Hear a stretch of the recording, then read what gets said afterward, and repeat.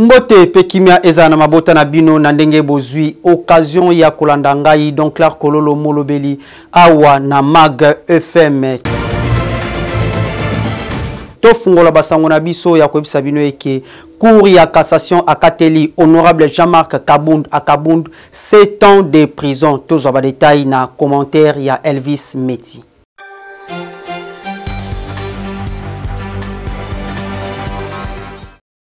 Na arena ye rendu le 13 septembre 2023 Oyo, Cour de cassation a prononcé peine à 84 mois, c'est-à-dire 7 ans de servitude pénale principale na encontre ya député national pe ancien premier vice-président ya Assemblée nationale pe ancien président UDPS Jean-Marc Kabund Akabund. Ba infraction retenue contre ancien vice-président ya Assemblée nationale Jean-Marc Kabund et zali propagation ya ba faux bruit, outrage na ba corps constitué ainsi que offense et pas ya chef de l'État. Nanga mona bango ba avocat ya Jean-Marc Kabund Akabund ba alobaki justement esengeli ko contester condamnation oyo pe ba dénonçaki yango o bango bazali ko considérer loko la parodie, c'est-à-dire nungu ya justice pe ba affirmer lisusu décision na bango o ezali motivé pona ko considérer bozwami pe bokangemi ya justice pa ya ba politique o ezali ko viser écartement ya client na bango na kati ya scène politique nenka ka bazali ko et sengeli koyeba ke kolandisama nyaba accusation oyo ya président ya Alliance pour le changement et zalaki que ba déposer pe candidature na une élection présidentielle après que Seni a réfuté to pe ko refusé pa ya ministère ya intérieur o ezali alignement ya parti politique na ye na liste ya ba parti o ba déposer ki candidature na députation nationale. Boyende te sengi justice salama et sengeli koyeba ke nyonso zali na maboko ya justice kasi biso Mag FM tozali kotala pe toza kozimele. Tolobe la sécurité à la ville province ya Kinshasa. Gouverneur Jean-Tilingo Bilambaka a pesaki étendard ya sécurité et pas ya général Blaise Kilimalimba pour na kokumbela masolo ya la police awa na ville province ya Kinshasa. Commentaire Elvis Meti.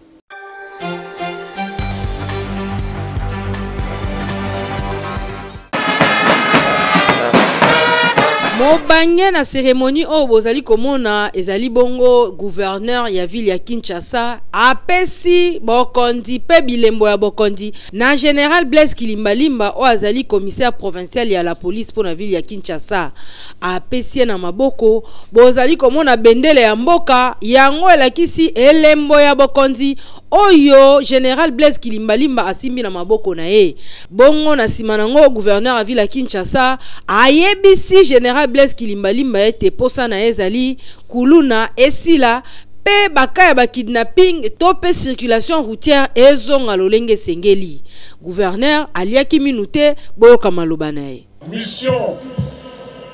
oyo nazali kopesa ye na mission na bino banso oyo nazali pe kopesa na bino banso lokola mission ya liboso ezali bongo sécurité ya bakinoise na bakinois. Mission ya yango ezali sécurité ya bakinoise na bakinois. Elingi koloba nini? Elingi koloba ke toboyi kuluna na kati ya ville de Kinshasa. Toboyi ba enlèvement na kati ya ville na biso ya Kinshasa. Voilà mission. Toboyi ba kuluna. Ti tokoma na suka mbula na lingi susu koyoka sango ya kuluna te. Tata mokonzi ekolo asi apesaki libeko. Simana yango yeme kaka ndenge toyebisaka bino abundaka na koisambo otie tembe omoni yango olukie omoniye akebisi bakulu na balapa na bango po ye susi na ye eza ville ya Kinshasa ezonga ndenge bana kini bamesana na bango kosepela lolenge ya mobulu o ekomi ya bakulu na awa to kuna aye po asilisa yango bino moko boyoka ndenge azoyebisa ba policier o ba otambola na elongo. Olonga lelo toko renforcer et ça les biso C'est-à-dire ceux qui ont déjà 6 sur 10, il faut toujours 9, pourquoi pas 10 sur 10 à partir de Tino, que vous avez na mon président Bisso, son excellence, le gouverneur Gentil. Biloko wana, la difficulté de Zango, Tokutani na yango, mon président Biango. Que si ma ndenge toza investi comme ça, tokosala rencontre na ba corporation nyonso ba partenaire ko baza ko contribuer na makambo mibale wana ko etali circulation routière ko etali lutte ya banditisme. Général Blaise Kilimbalimba ye azali patron ya police pour la ville ya Kinshasa alobi elongo na ba troupe na ye esengeli image ya policier échanger pe population et vivre kimia ya solo soki ozana mwana kuluna toyo moko oza kuluna keba na yo atio musapipa bendo litoi ndenge balobaka kutu be okoyokelo. Commissaire supérieur adjoint Nanjil Brasserie, Passi ya Mai, Ezali Makasi, population Aleli P. Alembi. Tonanda ba détail.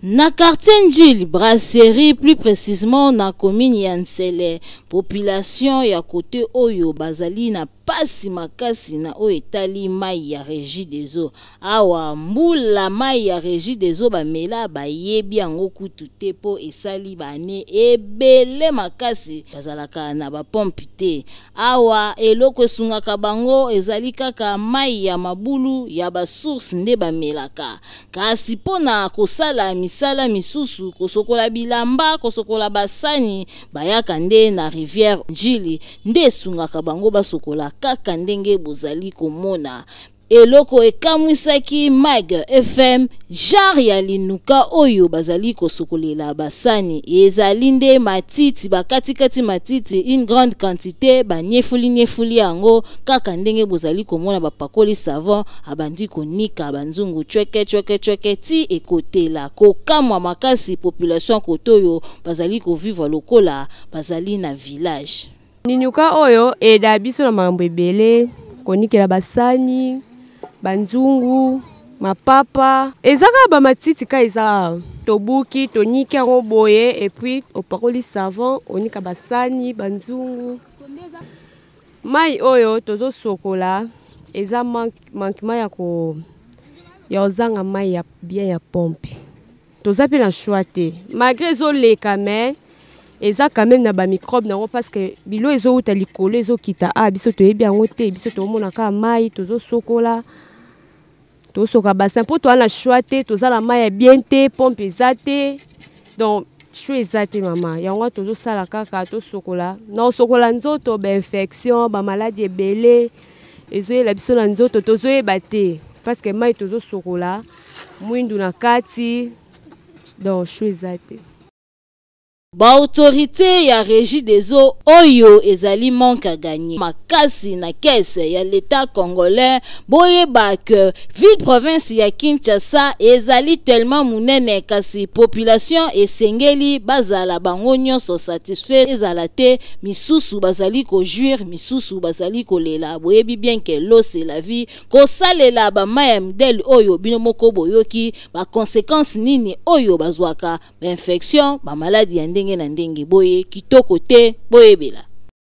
Remarque ezali ke ba autorité basala ka suivi na ba bien public te tolanda ba détail na commentaire oyo.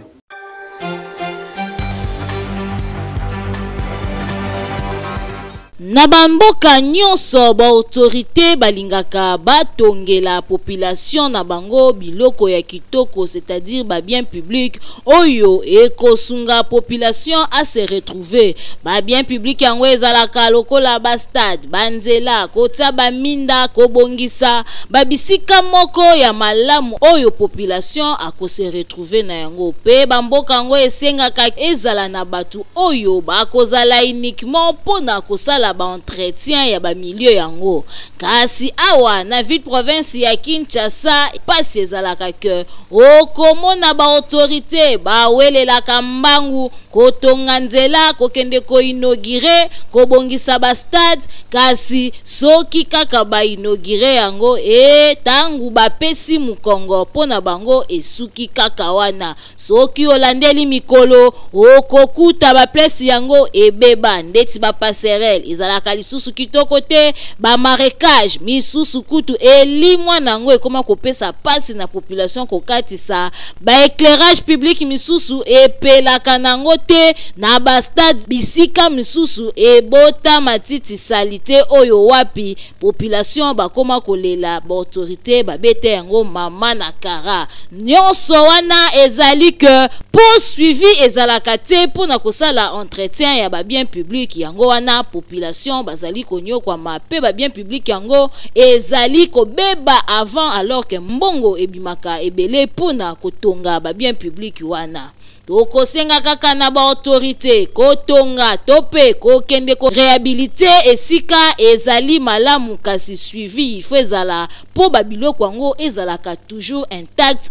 yango nde ezali kosala beauté ya mboka soki bozali ko négliger yango ezali pasi mingi bokobanda kaka kobaluka kaka esika moko lelo bobimisi lobi bobimisi mbongo kasi biloko yango pe bozali kobongisa te bofungola misu botia mayele boyoki. Na ville province ya Kinshasa ba mur ebele et koma nango ba panneau publicitaire bolanda commentaire ya Laetitia Mizegele.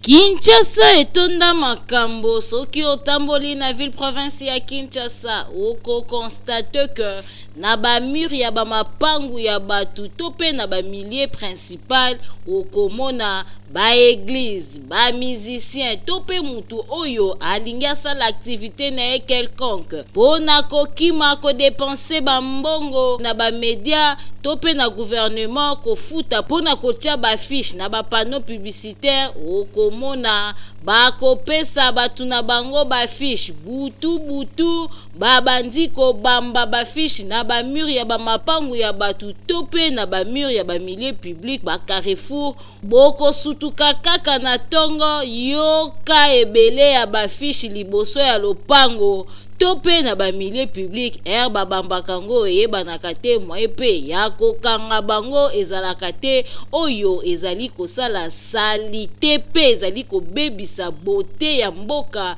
tope beauté ya ba mapangu ya batu ba mot clé bakoma kokoma yango na ba mire oyo ekomi kopesa pasi mingi. En tout cas ndeko eza kitoko ata mukiete mutu normal akotia komo na ye na mire te mutu normal akoya ko dessiner na mire te et souvent na ba place publique eza kitoko te ozali kwa mutu liboma oyo aza deja mutu esalaka te oyo akotia komo na mire eza vraiment kitoko te to changer ba système wana ya kokoma na ba mire ya ndaku ya kokoma na ba lieu public eza kitoko te vraiment to changer mentalité ndenge makambo ezo changer. En tout cas epananga conseil eza ke botika idée wana botika moral wana bo changer kotia ba komo na mire eza kitoko te eza propre te. Toko interpeller kaka na ba autorité ya communication koluka penza kolandelela ba église oyo tope batu oyo basalaka ba biloko ya boye sans autorisation kokanga bango bafuta ba mante po boye ezali kitoko te na ngambo mususu kesi ya leta ezali kozanga mbongo soki bozwi bango bafuta mbongo tope oyo azali na besoin ya kotia ba fiche tope na kosala annonce ya activité na ye quelconque afuta mbongo po kesi ya leta ezwa mbongo po mbongo wana ebongisa banzela ebongisa biloko ndenge na ndenge oyo population bakose retrouver nango. Wenze ya Gambela ezali toujours kokoba na mosala nango ya modernisation ba mama pe bateki ya wenze bango moko balubaki.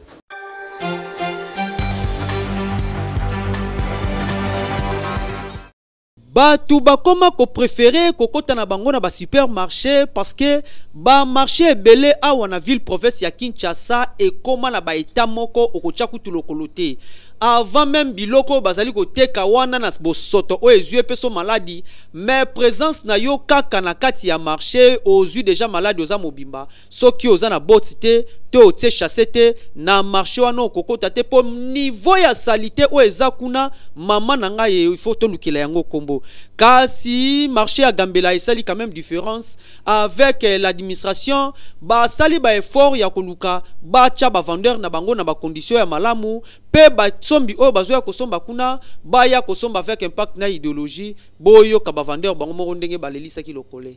ba mesa pene be ba ki vraiment kasi et comment qui vraiment ce que muta leka ko zokanatol mais administrateur ya sika oyo abongisi les biso en tout cas siko ça va to kombe propre mon pepezo kota doza bien. En tout cas, biso manet na pavillon na biso awa liboso ndenge ezali mambula so ebeti faut bo surtout ça on peut faut pola à partir papa ayaki asali ndenge asali boye en tout cas maso mbula ebeta tofanda kinya et sengaka boye parce que biloko o tozali kolia ezali biloko oyo tolia kayango objectif ezali contribuer na santé mais enoki ekende kopesa biso lisusu mobulu kuna na santé en dehors ya wana batu oyo ba pasaka journée na bango mobimba na ba marché pona koteka biloko na bango to bato bayaka kosomba esengaka pe ko protéger bango ole bazwa maladie mais basomba to bateka na ba condition ya malamu yango bino moko bomoni awa na marché ya Gambela ndenge ba conditions ezali ko changer pe échanger pe eko continuer ko changer na ndenge administration ezali ko telemela bosoto nyonso awa na marché ya Gambela ezali ko telemela ba pavillon ya mabe o ezalaka na ba marché mosusu pe bazali ko telemela ba conditions ya ba latrine ya mabe oyo tomona yango na bisika mosusu awa biso na Mac FM tolobi marché Gambela longonia bokende liboso mosala toujours ya kitoko na ndenge bozali ko sala na cadre ya vision ya chef de l'État Fachi Béton. Bakinois ba réagir pona oyo etali écart d'âge na bolingo na mwasi na mobali nani esengeli azala kaka mokolo tolanda commentaire.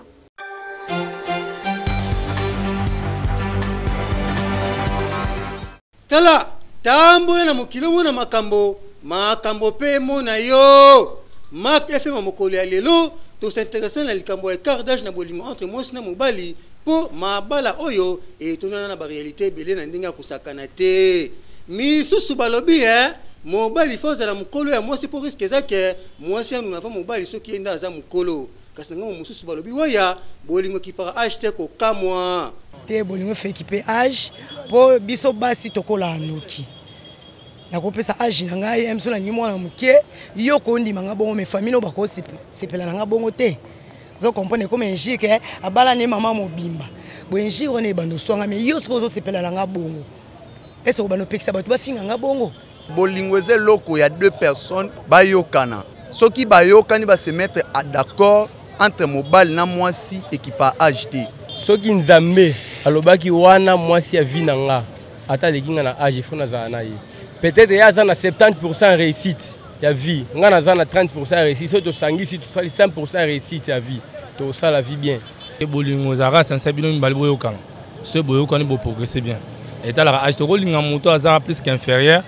ako peut-être robela moto am so ko simbakis mais so lingi moto aza supérieur peut-être ako guido bien pendant un jour aux années okola bien c'est ça bon te bolingo ki paranango âge te mobali azala mokolo bien moi azala mokolo soki abalingani bolingo na bango ba okendeka liboso makambo ya o azala mwana mkiaza o azala mukolo ekipaka nango te. Ah oui kaka ndenge baloba kala muka est avec le fait dire bolingo kipaka te o azala mukolo mwana muke ko kato avec les otanga te il suffit ka miteme za convaincre pour vivre ensemble bino moko boyoki 100% information malouwa toujours. Gratuité ya maternité à la ville province ya Kinshasa ba personnel ya santé pe bakinoa bango moko bazanga ki malobati.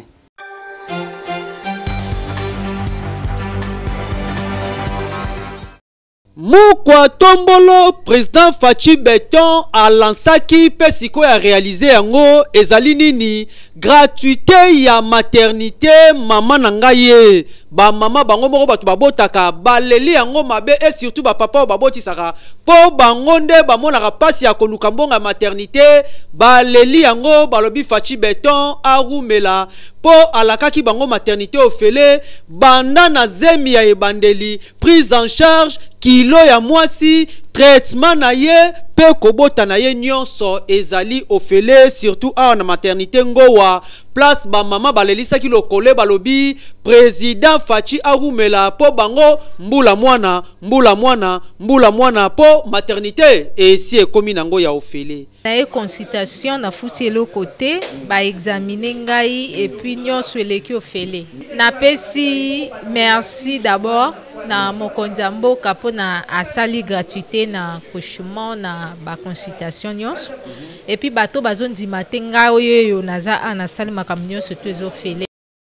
kasi kaka ba mama bango moko te basepelaki pe balobaki ba corps médical ya maternité ngowa bango pe ba confirmer que programme oyo ezali ya ofele banda na prise en charge ndenge na lobaki tina kobotama ya mwana nyonso ezali ofele awa pe na maternité ngowa pe na ba hôpitaux nyonso oyo président de la République a beteli cité bénéficier pe na gratuité na programme oyo pona ko soulager ba maman nyonso kingabwa ba basi nyonso kingabwa bana na zemi. Donc chef de l'État a participé le beaucoup na kingabwa pour les soutenir. Donc biso a musa na biso zali ya ko botisa basi ko futisa bango eloko te. Kasi esengeli toyebela maternité ezali nango gratuit mais kasi ko bokola nde ezalaka problème yango wana topesi conseil ke tangu tozali kobota bolanda te mbula mwana nde ba mama balobaki kasi to éviter ba naissance indésirable to bota na ekenge poto bokola bana yango pe malamu président Fachi tangu apesi maternité ofele quelque part pe azoko pesa conseil yo motozo ko robota yeba ko espacer bana pour permettre maman azala na santé ya malamu pe bana bakola na vie ya malamu éducation na bango ezala malamu ata balemuke kasi nyonso ekene malamu président Fachi Beton mukwantombolo orumela ba mama basepeli pe ba mama balobi umela Otambola pona santé na yo ozwaka solution te centre de santé Dominique Leker et ezali kopesa lobiko assuré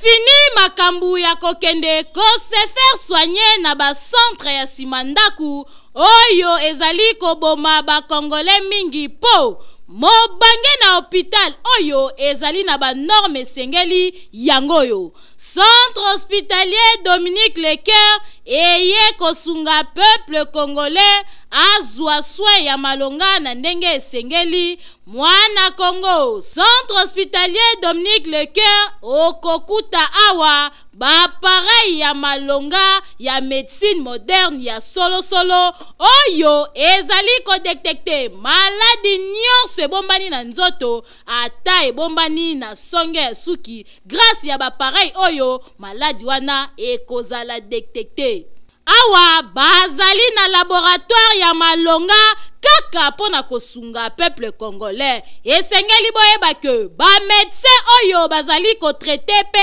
awa bazali ba médecin oyo batanga médecine na libanda ya mboka kasi baye ko pratiquer yango awa na République démocratique du Congo pona kosunga bandeko na bango bazwa soin ya malonga na ndenge esengeli na oyo etali prise en charge bomi tungisama te kokende libanda ya mboka na centre hospitalier Dominique Leker prise en charge ezali assurée et sengeli koyeba lisusu que centre hospitalier Dominique Leker ezali na ba service locaux là chirurgie maternité radiologie kinésithérapie échographie endoscopie nyonso wana kaka po basunga peuple congolais ba passion na bango bazala bien traité. Na oyo etali cas d'urgence soki obeli na ndaku ozali na possibilité ya kokoma hôpitalité benga kaka ba numero oyo po awa ba ambulance ezali bakoya kozwa yo tina ndaku pe babandi ko traité yo na kati ya mutuka ti bokokoma na hôpital. Makambo boye okomona ngo bipai nini soki na centre hospitalier Dominique Lecoeur te. Otuningai centre hospitalier Dominique Lecoeur ezomi wapi? Boki Mambangu na quartier Joli Park avenue Ring numéro 4, plus précisément na commune ya Ngaliema. Bokende na bino bikenda kenda te na ba hôpital ya Simanda Kupo, la santé n'a pas de prix. Boyoki Ozali alanga nzembo pona enregistrement ba cover to misala nyonso esengaka esalama na studio Liloba e pesi bino ba cadre ya kitoko pona misala na bino nyonso.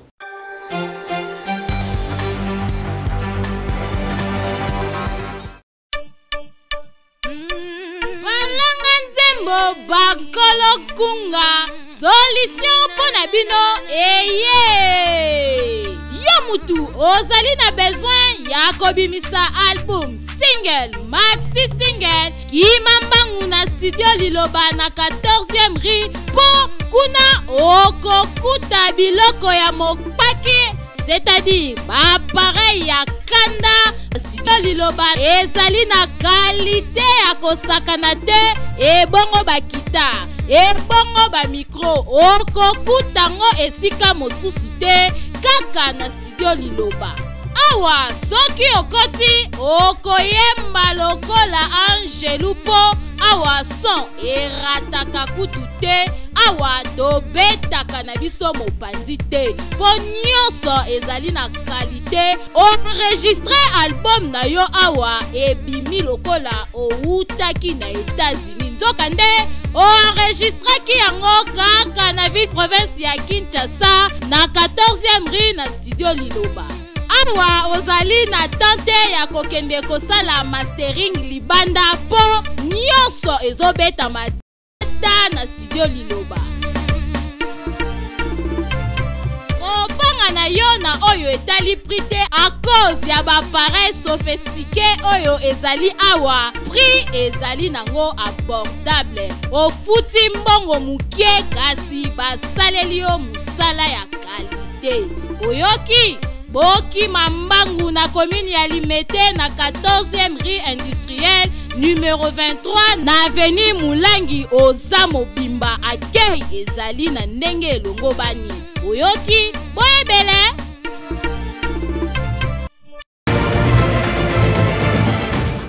sengo ezalaki epai na ngai donc la kololo ya koyeba eke bozalaki ebele liboso ba poste téléviseur na bino pona kolanda Mag FM ya mokolo ya lelo ongai molobeli donc la kololo na présenter bino yango tika topesa mbote epai ya moko ya balandi monene ya Mag FM kuna na Kitambo Velodrome na avenue Oya numéro 5 boutique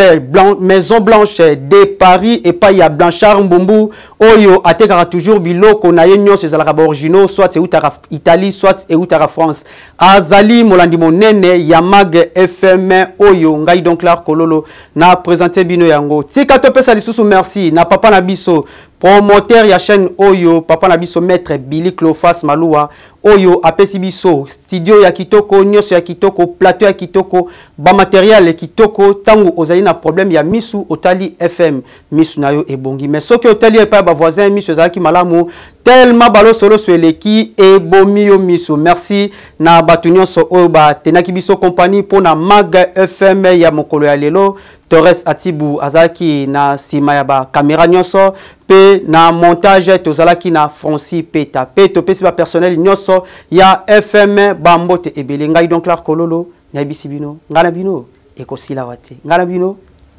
tikuna merci.